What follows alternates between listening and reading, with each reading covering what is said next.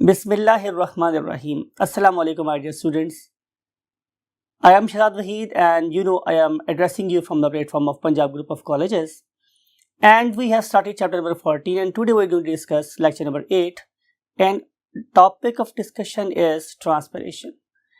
इसमें हम क्या करेंगे? हम different types की discussions करेंगे. For example, we will discuss what are the various types of transpiration and what is basically transpiration, and then what is the percentage contribution of each, you can say, transpiration. And then we shall discuss what the very important thing, if transpiration is taking place, what should be its location. To study all these things, let's move to the whiteboard. Yes, my dear students, we want to discuss what the transpiration. So first of all, we would like to write a definition. So definition of the transpiration is loss of water. It is the loss of water from general body surface of the plants is called as transpiration. Is called as transpiration or pyration, no problem at all. Most important thing is the concept. रटा तो आप लोग book से लगाएंगे ही definitely. तो हम discuss ये कर रहे हैं कि loss of water from the general body surface of the plant is called as what? Transpiration. ठीक है. अब ट्रांसपायरेशन के different you can say role हैं, जिसमें से आपको याद होगा हमने एक जो जनरल रोल पढ़ा था इसका, वो क्या था कि it plays a very vital role. It plays a very vital role in ascent of sap. आपको याद होगा हमारा लास्ट लेक्चर जिसमें हम लोगों ने एसेंट ऑफ सैप की बात की थी, राइट? तो एसेंट ऑफ सैप में इसका बहुत मेजर रोल है. फिर आपको पता है कि ट्रांसपायरेशन की वजह से ही हमारे क्या हो रहा होता है? लॉस ऑफ वाटर होता है. और इस लॉस ऑफ वाटर की वजह से क्या होगा स्टूडेंट्स? बड़ी इंपॉर्टेंट चीज होगी कि जिस एरिया में प्लांट प्रेजेंट होंगे वहां पे टेम्परेचर 3 to 5 और समटाइम 3 to 10 डिग्री सेल्सियस कम हो सकता है एज कंपेयर टू उस एरिया के जहां पे प्लांट्स नहीं है. इसका फायदा जाहिर है इंसानों के, जानवरों को तो होता ही है, लेकिन प्लांट को खुद को भी फायदा होता है, right? So this particular loss of water is basically providing a shelter और अम्ब्रेला. ठीक है, शेल्टर और umbrella for the enzyme system of the plant. It is very important thing कि ये जो वाटर प्लांट बॉडी में एक्सक्रीट हो रहा है, ये प्लांट के अपने एंजाइम सिस्टम को डीनेचुरेट होने से बचाता है, right? So umbrella for the enzyme for the protection, we should write over here, for the protection of enzyme system of the plants. ये बड़ी इंपॉर्टेंट बात है. फिर आपको ये वाली बात भी पता है कि चूंकि एसेंट ऑफ सैप हो रहा है तो इसका फायदा प्लांट को एक और भी होगा कि यू नो वेरी वेल कि जो हमारे प्लांट्स हैं they are doing process of photosynthesis. तो प्रोसेस ऑफ फोटोसिंथेसिस में एक बहुत important raw material was water. तो continuous supply of water is being ensured by this process as well, right? तो हम ये बात कर रहे हैं कि यहाँ पे availability of water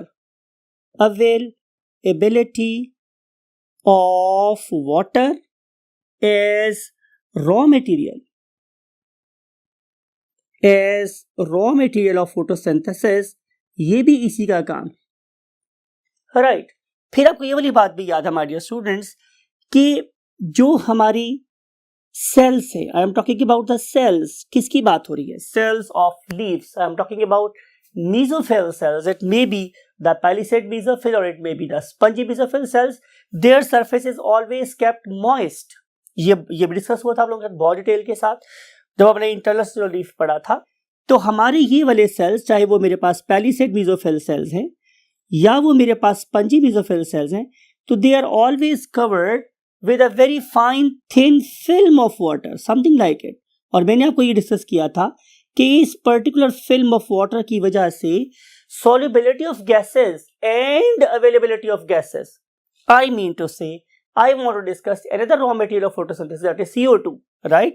तो जो CO2 हमारे यहाँ और यहाँ अवेलेबल हो रही है, उसको डिसॉल्व करवाने में या उसको अवेलेबल करवाने में भी उसी वाटर फिल्म का हाथ है जो ट्रांसपिरेशन से यहाँ पहुंची थी।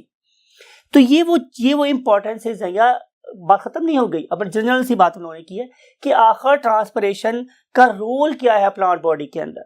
तो हर किस्म के रॉ मटेरियल्स की अवेलेबिलिटी के लिए भी इसी का रोल होगा। फिर डिस्कस ये किया था कि हमारे सैप के अंदर क्या प्रेजेंट है, बहुत से essential minerals and salts present है, ऑर्गेनिक सब्सटेंसेस प्रेजेंट है, जो कि प्लांट बॉडी को अवेलेबल होते हैं डेफिनेटली थ्रू द सैप। और सैप कैसे मूव कर रहा है, due to transpiration. So this particular transpiration is a very vital process for the normal activities of the plant body, right. So never think कि मिसाल के तौर पे मैं आप लोगों से ये कहूं कि जनाब माय डियर स्टूडेंट्स, मेरे घर में, मैं पाकिस्तान में रहता हूँ, मेरे घर में पानी नहीं आ रहा फॉर एग्जाम्पल, और मैं रहता हूँ किसी 4th या 5th फ्लोर पे। तो आप क्या करें कि आप छोटी सी बकेट लें और जो ऊपर मेरे पड़ा हुआ टब है उसमें डाल दें। तो क्या होगा माय डियर स्टूडेंट्स के शायद 1-2 चक्करों के बाद आप लोग शायद वो टब भर दे फॉर एग्जांपल। तो मैं क्या करता हूं कि मैं आप लोगों के साथ बहुत ज़्यादा बेवफाई करता हूं और मैं बाथरूम की छत से उस टब को बाहर फेंक देता हूं। तो आप लोग कहेंगे कि देखिए सर ने हमसे इतनी मेहनत करवाई और सर कितने जालिम है कि उन्होंने हमारा भरा हुआ टब बाहर फेंक दिया है। ये कुछ ऐसी ही है कि प्लांट इतनी एफर्ट से, इतनी मेहनत से, जमीन की अथाह गहराइयों से पानी को एब्जॉर्ब करवा के लीव्स तक पहुंचाता है, लेकिन वो पानी in the form of transpiration loss हो जाता है, राइट। तो क्या मेरा ये अमल या प्लांट्स का ये वाला अमल अच्छा है या बुरा? तो उसके लिए हम ये बात कर रहे हैं कि this activity is necessary evil. Evil का मतलब है बुराई। ये बहुत बुरी बात है कि जो मैंने आप लोगों से करवाई थी उसका एक बल्क मैंने लॉस करवा दिया या बाहर फेंक दिया, कहां से? अपने बाथरूम की विंडो से। लेकिन ये वाला प्रोसेस, अगर आप लोग जाइलम फ्लोइम हैं तो मुझे आप लोगों से कॉन्टिन्यूस काम लेने के लिए ऊपर वाले टब को खाली रखना जरूरी है, ताकि आप हमेशा ये फील करें कि हम यहाँ पे पानी अभी मजीद भर सकते हैं या डाल सकते हैं। तो यही वाला काम ट्रांसपिरेशन करवाती है। At the leaves, this particular loss of water is basically ensuring what? The continuous supply of water from the base to the top. तो इसलिए हम इसे क्या वर्ड यूज कर रहे हैं कि ट्रांसपिरेशन इज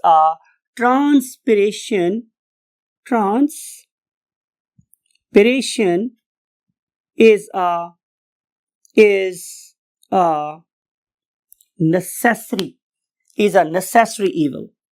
है तो ये बहुत बुरी बात, लेकिन ये बहुत ही इम्पॉर्टेंट है for the normal activities of this particular plant. So it has got some very good basis of grounds and it has got some very wrong basis of what application, but इसका फायदा इसके नुकसान से ज्यादा है, therefore transpiration should occur। अब हम देखेंगे कि ट्रांसपिरेशन की हमारे पास कितनी टाइप्स है। So let's move to the next what column of the board. Types of transpiration.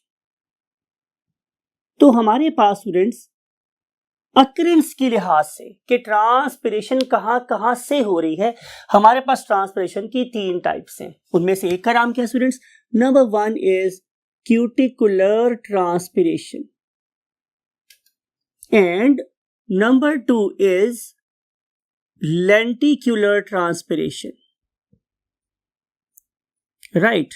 And last one we shall discuss in the next column and that is called as the stomatal transpiration। तो 3 types की transpiration हो जाती है। चला यहाँ पे लिख देते हैं ताकि आपको याद रहे। One of them is called as cuticular and other one is called as lenticular and last one is called as stomatal। Now we want to discuss the very first type and that very first type is called as cuticular transpiration। You know very well my dear students कि cuticle क्या होती है। Cuticle एक waxy substance है, it is a waxy substance, और आपको पता जितनी भी वैक्सेस होती हैं they are basically waterproof in nature, ये तो वाटर प्रूफ होती। इस पर्टिकुलर वाटर प्रूफ मटेरियल की वजह से जाहिर है लॉस ऑफ वाटर क्या हो जाता है, बहुत ज्यादा कम हो जाता है। लेकिन इसका मतलब हरगिज ये नहीं है कि जब मैं वाटर प्रूफ की बात करता हूं तो इसका मतलब ये होगा कि इसमें से वाटर हरगिज लॉस नहीं हो सकता। अगर हम किसी एक लीफ को बनाएं तो आपको पता है कि हमारे एक लीफ की दो साइड हो सकती हैं, one of them that is directed toward the sun, और हम उसे क्या बोलते हैं, डॉर्सल साइड, या उसे हम बोलते हैं adaxial side of the leaf, adaxial. ये जो ऊपर वाली साइड होती है उसके हम टर्म यूज करते हैं एड एक्सियल साइड, और जो नीचे वाली साइड है, नीचे वाली, उसे हम बोलते हैं एब एक्सियल साइड, राइट। अब जो मेरी एब एक्सियल साइड है उसके ऊपर तो इतनी थिक क्यूटिकल नहीं होती, लेकिन जो एड एक्सियल साइड है, जैसे मैं एक और नाम भी क्या दिया था, मेरा नाम डॉर्सल साइड, लेकिन जो मेरी डॉर्सल साइड है that is directed toward the sun, उसके ऊपर एक कोटिंग है, एक लेयर है किसकी, वैक्स की, और इस कोटिंग या वैक्स की वजह से जो ट्रांसपिरेशन है वो क्या हो जाती है, काफी कम हो जाती है। अगला हमने ये देखना है स्टूडेंट्स के परसेंटेज, क्यूटिकुलर एस्पिरेशन प्लांट की होने वाली टोटल परसेंटेज का 5 to 7% होता है, जस्ट 5 to 7%, और जाहिर है इतनी से ज्यादा होना भी नहीं चाहिए, बिकॉज कि अगर इससे ज्यादा कंट्रीब्यूशन इसकी होगी तो चूंकि it is directed toward the sun, तो इसका रेट बड़ा स्विफ्ट हो सकता है, बहुत रैपिड हो सकता है, और जिसकी वजह से प्लांट्स बहुत तेजी से डिहाइड्रेट हो सकते हैं। सो नेचर ने प्लांट्स को डिहाइड्रेशन से बचाने के लिए इसका रोल क्या कर दिया, मिनिमम कर दिया, बहुत कम कर दिया, राइट। अब हम चलते हैं next point, that is the occurrence. तो जैसे मैंने बोल दिया है कि ये कहां होगी, at the dorsal side, at the dorsal side of the leaf,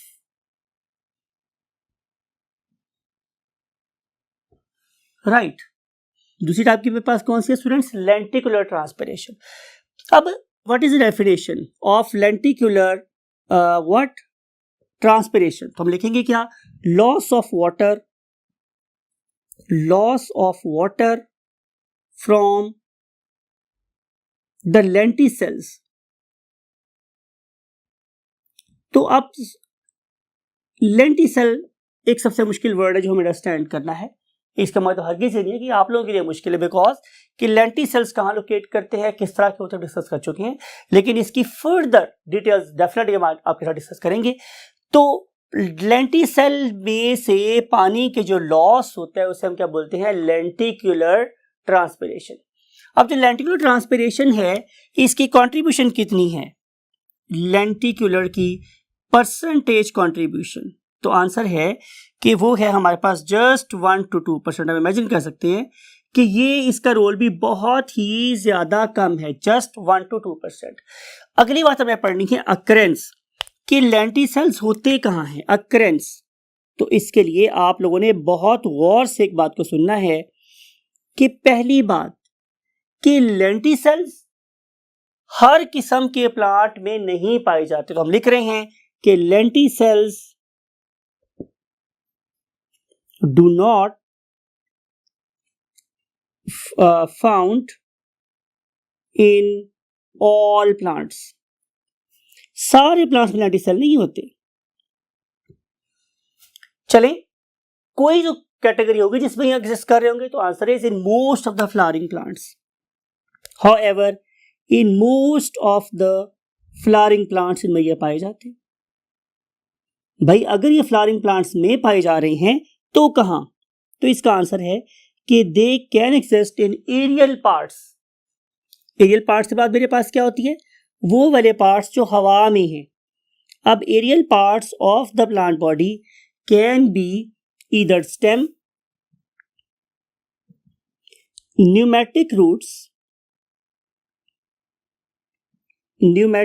आपको पता है कि ये वो जड़ें होती हैं कि जो जमीन की सरफेस से बाहर की तरफ निकली होती है, उनका काम एयर को ट्रैप करना होता है। They are not design to absorb the water. तो इस किस्म की रूट्स को हम क्या बोलते हैं, न्यूमेटिक रूट्स, राइट। इसके अलावा अगर आप इन पर्टिकुलर फ्लावरिंग प्लांट्स को देखें तो they can make what, fruits, right. तो फ्रूट्स भी उस कैटेगरी में आते हैं जहां पे आप लोगों को लेंटिसल नजर आ सकते हैं। For example Apple and peaches, right. ये वो जगह हैं कि जहां आप लोगों को लेंटिसल नजर आ सकते हैं। इसके लिए आप लुक एट दिस इमेज। इस इमेज में आप लोगों को प्लांट की स्पील के ऊपर आपको स्पेसिफिक लेंस शेप, मैंने वर्ड यूज किया स्टूडेंट्स, लेंस शेप, राइट। इसीलिए हम इसे क्या बोलते हैं, लेंटिक्यूलर।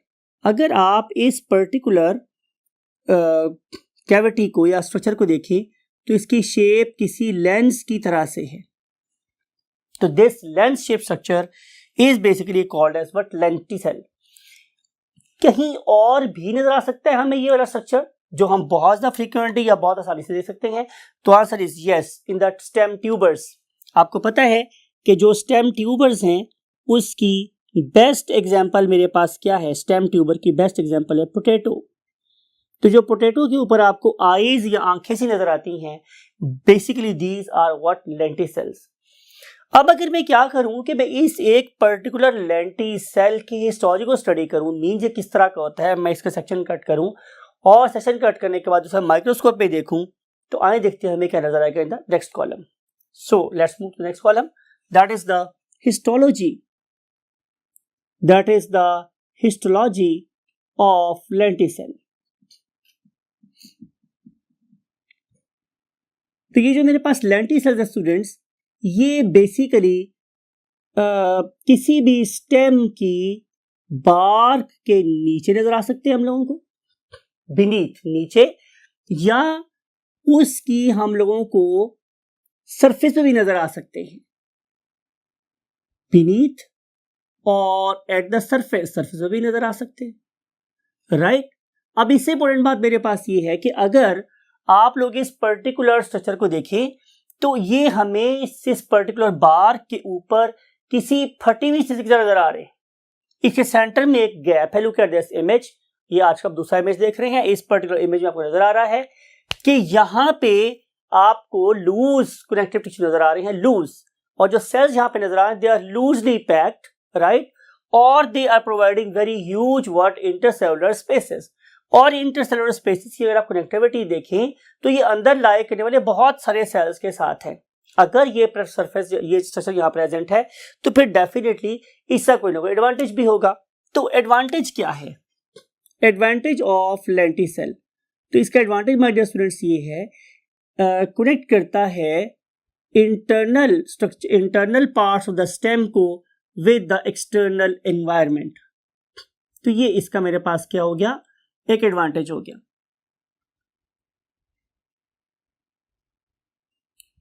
अब हम मूव करते हैं इससे अगले पॉइंट की तरफ। वो क्या है मेरे पास students? Number 3, and number 3 thing is stomatal transpiration. Stomatal transpiration, जाहिर है इसको भी हम लोग उन्हीं 3 हेडिंग्स के अंडर स्टडी करेंगे जो बाकी पढ़ते रहे। नंबर वन मेरे पास क्या है students? Definition. So loss of water from the stomata, ठीक है, is called as stomatal transpiration, is called as stomatal transpiration. अगली बात कि व्हाट इज इट्स परसेंटेज, कितनी परसेंटेज होती है इस पर्टिकुलर ट्रांसपिरेशन की in total loss of water? तो आंसर इज अप टू 90%। तो 90% तक, इट इज इंपॉर्टेंट, 90% तक वाटर लॉस हो सकता है through stomatal transpiration. And now we want to discuss occurrence कि ये वाले स्टोमेटा कहां पाए जाते हैं। तो इसका आंसर ये है कि मेरे पास 2 किस्म के लीव्स हो सकते हैं। ऐसे लीव्स जिनकी अपर साइड और लोअर साइड में कोई डिफरेंस नहीं है, राइट, उसे हम लोग नाम कह देते हैं आइसोबाइलेटरल लीव्स। आइसोबाइलेटरल, आइसो का मतलब होता है सेम, आइसो का मतलब होता है स्टूडेंट सेम, और बाई का मतलब हो गया टू, और लिटल का मतलब क्या हो गया साइड्स, यानी कि इनकी जो दो साइड्स हैं वो बिल्कुल एक जैसे, उनमें कोई फर्क नहीं है। तो उन किस्म के लीव्स की जो बेस्ट एग्जांपल है वो मेरे पास क्या है, लिली। आपको पता है लिली ट्री, लिली जो प्लांट है it is present in water, right. तो एक एक्वेटिक प्लांट है ये।